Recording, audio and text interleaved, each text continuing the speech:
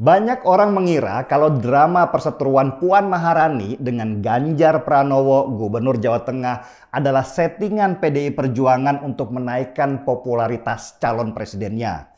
Tapi ternyata bukan, itu perseteruan beneran. Ada usaha dari sebagian internal PDI Perjuangan yang ingin menyingkirkan Ganjar Pranowo dari kompetisi calon presiden 2024. Nama Ganjar yang selalu ada di top survei memang meresahkan sebagian pihak, terutama pihak yang menginginkan Puan Maharani mendapat tiket dari PDI Perjuangan. Dan salah satu yang bernafsu supaya Puan mendapat tiket adalah Bambang Pacul. Bambang Pacul, nama aslinya Bambang Wuryanto. Kenapa dikasih gelar Pacul? Saya juga nggak ngerti. Dia adalah politisi senior PDI Perjuangan di Jawa Tengah. Dia juga adalah Ketua DPD PDI Perjuangan Jawa Tengah dan Ketua DPP Bidang Pemenangan Pemilu. Posisi jabatannya sangat strategis sekali dalam menentukan kemenangan PDI Perjuangan di pemilu 2024 nanti. 3 periode menjabat sebagai anggota DPR RI dan ini yang paling penting. Bambang Pacul adalah orang dekat dan orang kepercayaan dari Puan Maharani.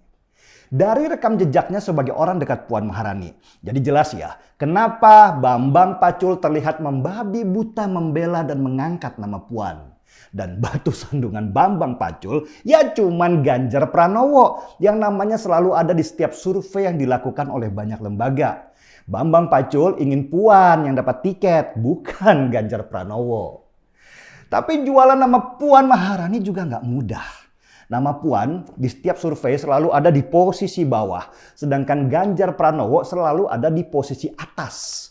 Elektabilitas Puan berdasarkan banyak survei hanya berkisar 1-5% saja. Sedangkan elektabilitas Ganjar bisa mencapai 17-20%. Inilah yang meresahkan Bambang Pacul dan timnya. Bagaimana caranya mengangkat nama Puan Maharani supaya dikenal dan dipilih oleh banyak orang? Sesudah ngobrol sana, ngobrol sini, akhirnya Bambang Pacul menemukan ide yang sangat cerdas. Puan harus digandengkan dengan orang terkenal supaya dia bisa dipilih oleh masyarakat. Dan dari situlah ide teh botol sosro keluar. Buat Bambang Pacul, Puan adalah teh botol sosro yang terkenal dengan iklannya. Apapun makanannya, minumnya teh botol sosro. Apa sih maksud Bambang Pacul dengan teh botol sosro itu? Maksudnya gini, siapapun nanti capresnya, Puan Maharani adalah wakilnya. Mau capresnya Prabowo kek, mau Anies kek, Airlangga kek, Caimin kek, pokoknya PDI Perjuangan akan menawarkan Puan sebagai calon wakil presidennya. Itu maksud Bambang Pacul yang kelihatannya sudah frustasi banget menjual nama Puan sebagai calon presiden. Puan hanya sebagai wakil. Jujur, meskipun bukan warga PDI Perjuangan, saya kok merasa terhina ya dengar pernyataan Bambang Pacul ini. Ketidakpercayaan Bambang Pacul terhadap elektabilitas Puan Maharani secara nggak sadar membuatnya merendahkan PDI Perjuangan. PDI Perjuangan adalah partai besar dan partai pemenang pemilu di 2019. PDI Perjuangan punya 128 kursi di DPR RI di atas Golkar dan Gerindra. Dengan gandeng satu partai suara yang kecil saja seperti Demokrat lah contohnya. Maka PDI Perjuangan sudah berhak dapat 1 tiket untuk mencalonkan pasangan Capres dan Cawapres di 2024. Masa dengan suara sebesar itu PDI Perjuangan cuman pede dengan jabatan wakil presiden? Aneh kan? Masa capresnya AHY dan wakilnya Puan? Atau capresnya Caimin dan wakilnya Puan? Di mana kebanggaan dan kehormatan PDI Perjuangan? Pernyataan Bambang Pacul dengan analoginya teh botol sosro itu menghina Puan Maharani dan PDI Perjuangan sendiri. Bambang Pacul memandang rendah kekuatan PDI Perjuangan yang sudah melahirkan generasi hebat seperti Joko Widodo sebagai presiden 2 periode. Masa periode berikutnya PDI Perjuangan cuma dapat kursi wakil doang? Bukannya naik, PDI Perjuangan malah turun hanya gara-gara memaksakan Puan Maharani menjadi calon wakil presiden. Warga PDI Perjuangan pasti nggak akan setuju lah dengan konsep Bambang Pacul itu. Pilpres buat partai-partai adalah masalah kehormatan. PDI Perjuangan selama 2 periode ini mendapat tempat terhormat dengan adanya Jokowi sebagai presiden 2 periode dan sebagai partai pemenang. Kalau next periode cuma dapat kursi wakil doang, percayalah suara PDI Perjuangan di pemilu legislatif bisa anjlok karena kepercayaan diri pemilihnya menjadi berkurang. Sudah cuma jadi wakil, partainya bukan partai pemenang lagi.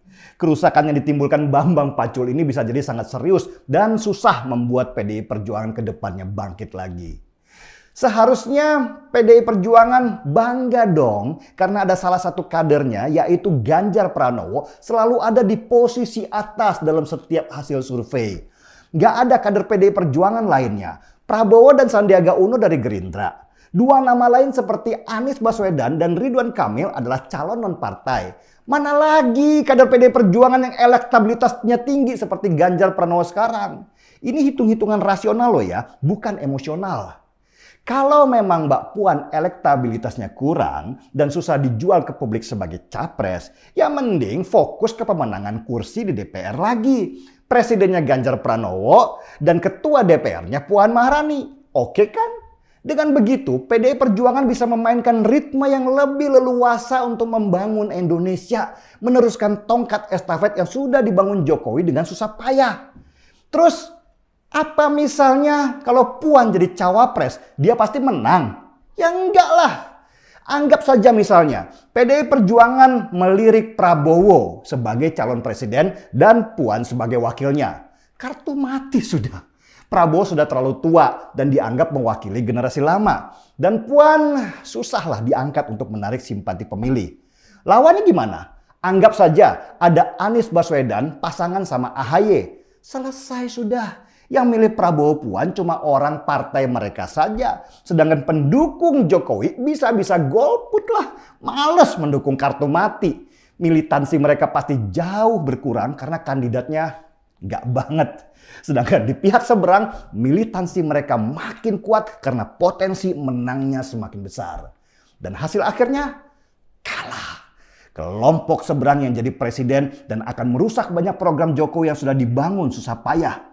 Bayangkan gimana perasaan Puan dan PDI Perjuangan. Sudah posisi cuman wakil, kalah pilpres lagi. Itu seperti sudah jatuh pakai acara ketiban tangga lagi.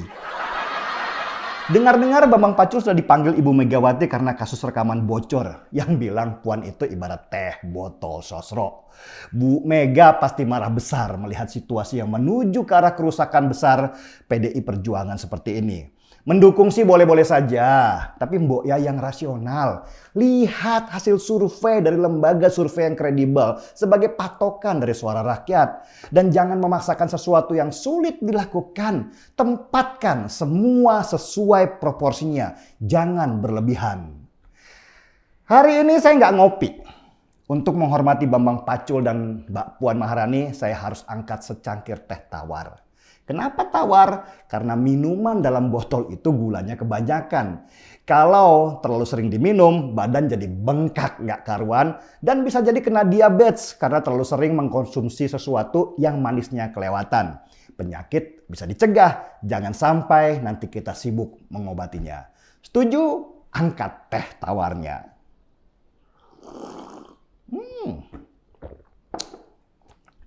Markiso. Mari kita pinggirkan teh botol sosro. Saya Denis Regar, kita di acara Timeline.